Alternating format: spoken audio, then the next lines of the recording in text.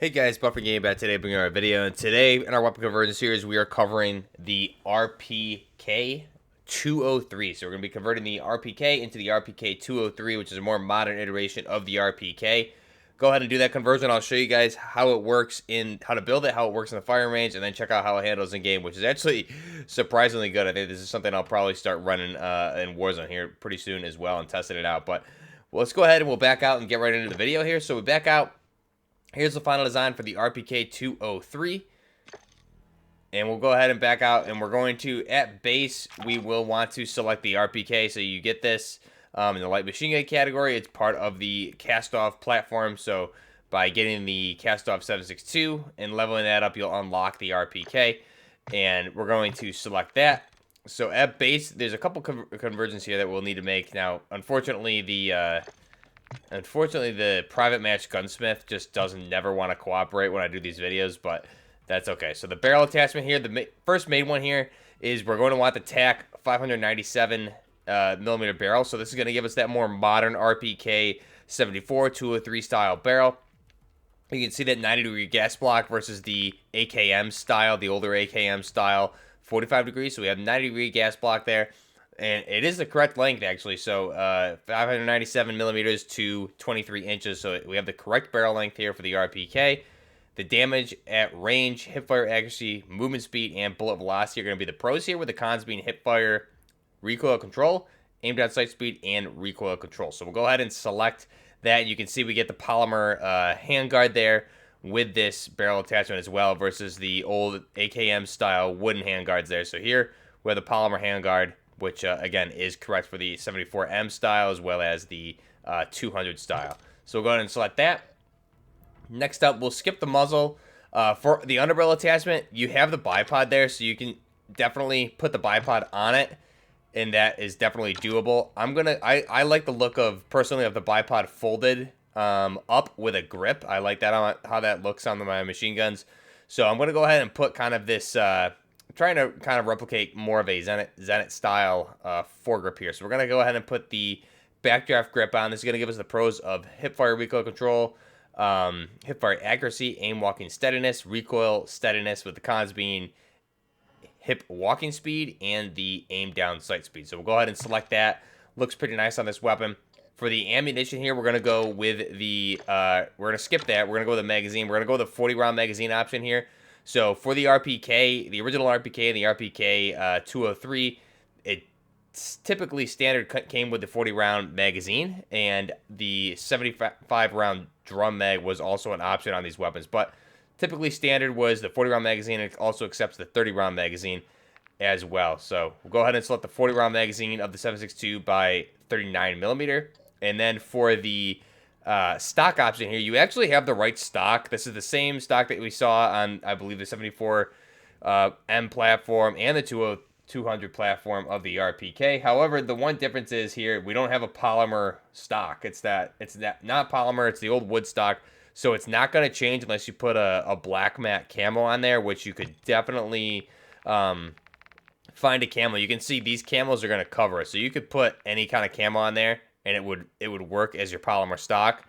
But we don't have a option to make that wooden stock black. So you'd have to find the right camo. You could definitely do that. But because this RPK-203 was designed to complement the AK-103, we're going to go ahead and we'll just put that 100 series stock on there. So this is going to be the 100 series or the 74M style butt stock here, mainly the 100 series.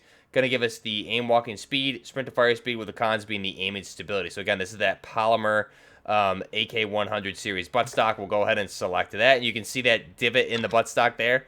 You can see those grooves because that's where it would fold, and it's going to fold to the left-hand side there over that dovetail mount. So speaking of dovetail mount, for the optic here, we're going to go with the Russian infrared optic here. This is an interesting optic. I don't even know if this was in the game prior to Season 1 because I didn't really play around and look at it, but it may be a new optic. It may have been here since launch. This is going to give you the 3 times magnification to 8. So 3 to 8 times magnification. You can toggle that. And it's going to give you the infrared night vision optics. So it looks really cool. And unfortunately, we don't have night maps yet. But this thing would be really cool, especially in some of the spec op missions and things like that. But I'm sure they're going to be adding night maps. But you can still see fairly well in the daytime with this weapon optic as well, and it just looks awesome on this gun. So the cons are going to be the small sniper glint. You have an aim down sight speed negation and the aim walking movement speed. So we'll go ahead and select that. And there is our final design for the RPK-203, firing the 7.62 by 39 millimeter Soviet round. So you can see they're just a great looking weapon. If we go ahead and inspect it here, you obviously have that dovetail mount on the left-hand side where the optic is mounted instead of something like a Picatinny, which we have on the cast-off series for the assault rifles. You get the optic mount, you get the top Picatinny rail dust covers are here. Just like real life, the RPKs have the old AKM 74M style dovetail mount there on the left-hand side. We have that 90-degree gas block, like I said, for the 74M 200 series handguard, and it's polymer. We have a polymer buttstock, polymer AK-74M pistol grip there as well. Just a great looking weapon. Really, really nice to see this weapon added to the game. This is a weapon I didn't think we would see, and it's a really nice Russian machine gun. Again, it's really cool because at base you'll have a 75 round magazine, but you can go, obviously you can go with the 100 round magazine, but 40 round and a 30 round magazine really makes your mobility a lot better. So you can see it. I mean, 30 round magazine works really well. 40 round looks even better though. So that's the final design here. And again, with camos, you can see what the camos look like for this weapon. It's going to look really great with the camouflage. And if we go quickly over to the flat camouflages that we have, you can see what that's going to look like. You could definitely, like I said, find a darker camo for that base stock to keep that base stock option to make it look more suited to the real life version. But something like the olive looks amazing. You can see clay obviously looks good, as well as sand, and slate also looks really nice as well. So you have some really nice camouflage that would look great on this weapon. Really beautiful weapon overall. Let's go ahead and we will take it into the firing range really quick so you guys can see how this thing handles. So we'll go ahead and jump in. We'll need to switch to the actual weapon because private matches seems to be super buggy still when it comes to loadouts and things like that. So here is our RPK-203 firing the Russian Soviet 7.62 by 39 millimeter round. Weapon inspect looks great. You can see here, that's the optic, how it looks. We can toggle from the 3 to the 8 times, and the recoil really is not bad on this at all, honestly. It seems very, very accurate, especially with the grip and everything that we're using on this weapon.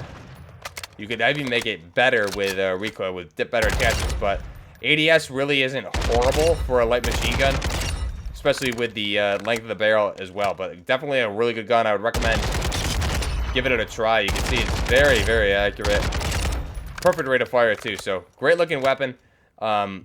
Really nice. And again, the recoil seems to be basically straight vertical. It's gonna go, so definitely not straight vertical, but overall it's gonna go slightly to the right and then back to the left. So you have almost like a zigzag, but again, that's easy to control. You just gotta counter that. So it's going straight and straight right to left. So pretty easy to control that. And again, if I'm able to hit this target down there pretty easy, you can definitely get a lot of shots on target with this. A zoomed optic, obviously you're going to have more recoil, but it's not that bad. And obviously you're firing that 7.62 by 39 millimeter round as well. So that's the Russian RPK-203 firing the 7.62 by 39 millimeter. Let's go ahead now. We'll jump out into a game and show the gameplay for this weapon. Again, a really great weapon. The RPK was originally put into service in 1961 to replace the RPD, which also fired the same caliber 7.62 by 39 millimeter. It was developed by the same inventor of the AK platform, Mikhail Kalashnikov, in the early 1960s, and again, it was developed to replace the RPD. Eventually, though, it was replaced by the RPK-74, but before that, you had the RPK. The RPK-S had a folding buttstock on there, and then the RPK-74 came in. So the RPK-74 was obviously introduced with the AK-74 series of weapons as well, firing that different caliber, so they made the conversion from the switch their primary round from the 7.62 by 39 like we see on this weapon here with the 203 and the original RPK to the smaller, I guess more of a counter or a very similar round to what we use here in America, the 5.56 by 45 millimeter NATO round. The Russians switched to a 5.45 by 39 millimeter caliber for their 74 series of weapons. So that would be the AK-74 as well as the RPK-74. So that was put into service, and then you had the RPK-74M, which was a more modernized version. Same with the AK-74M series. So the RPK and the AK series kind of always are complementing each other as they're iterated into more modern variants. So the RPK-74M made a lot of changes similar to what the AK-74M made.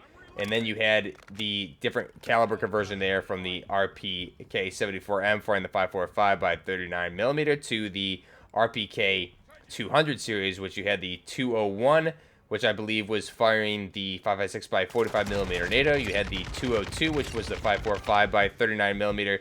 And then you had the 203, which was the 7.62 by 39 millimeter version. So that was more of a callback to the original, and again, it was really made to complement the AK-103 series of weapons. So it was really made for that, and I think it was primarily made, really wasn't adopted into anything after that, because you had the PKM, PKP Petronek, things like that. So the RPK still in service in some countries. Not sure, you don't really see much about the 203 out there, but again, it is a really nice looking weapon, and unfortunately we don't have the RPK-74 conversion, but I really do like that they included the base RPK with the 7.62 by 39 millimeters. So again, originally the RPK was put into service in 1961. Been in almost every war in any Soviet-aligned country has ever fought since. Designer was Mikhail Kalashnikov. In 1960 it was designed. Production was 1961 through 78, which is when it was phased out and fully replaced by the RPK-74. The mass of the weapon is going to be 10.6 pounds or 4.8 kilograms.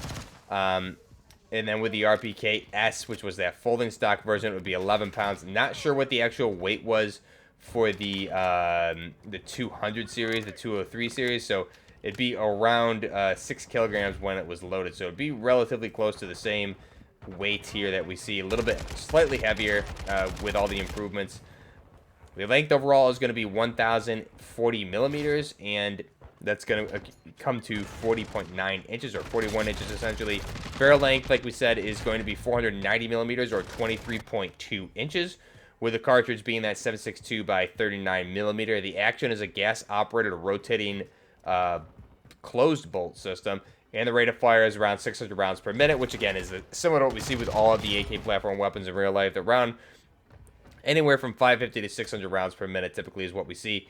Muzzle velocity is going to be 745 meters per second or 2,444 feet, with an effective firing range of 100 to 1,000 meters based on the sight adjustment. Obviously, that's not really including optics on there. The feed system is going to be anywhere from a 30, 40, or a 75 round or even a 100 round drum magazine here as well. So here we have the 40 round magazine, and then you have the iron sights. So they had unique iron sights with the 74 series, 74M, and the 200 series, and they also kept that older style dovetail mount on the left hand side, which is where you would mount the optics. So great looking weapon here. Again, the RPK is a really cool weapon. We've seen it, and I believe in the Black Ops series, but we've never seen something like an RPK-74, 74M, or 200 series like we have here. So I'm really happy they included the RPK and gave us the right barrel conversion for the RPK-200 series with the 203 here, where they have the right style gas block, everything. So they did pay close attention to this. And one thing to note also, the base RPK, you get that carrying handle on the weapon.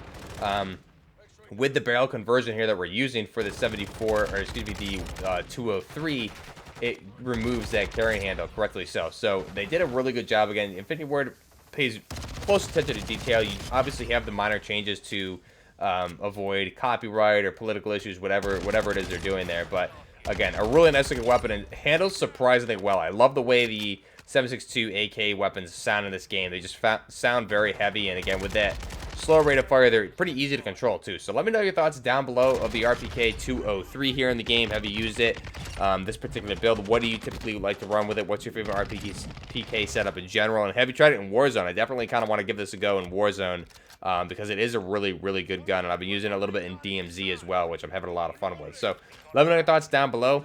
If you're enjoying the content, be sure to like the video and subscribe to the channel. I have all my links down below. We have Twitter, Instagram, Discord. We have a great community in Discord that keeps growing, so really appreciate all you guys who join up there. And again, there's a lot of channels in there. We post weapon conversions, a lot of good content, and if you're looking to play with people, we have a great community there. So go ahead and check out the Discord link down below in the description as well. Have the Twitch link over there. I'll be live streaming there. Establish a live stream schedule here coming up soon, especially coming into Thanksgiving. Have a live stream schedule there. So when I'm not streaming on YouTube, I'll be streaming over on Twitch on those designated days. So we'll establish that, and I'll get that out to everybody.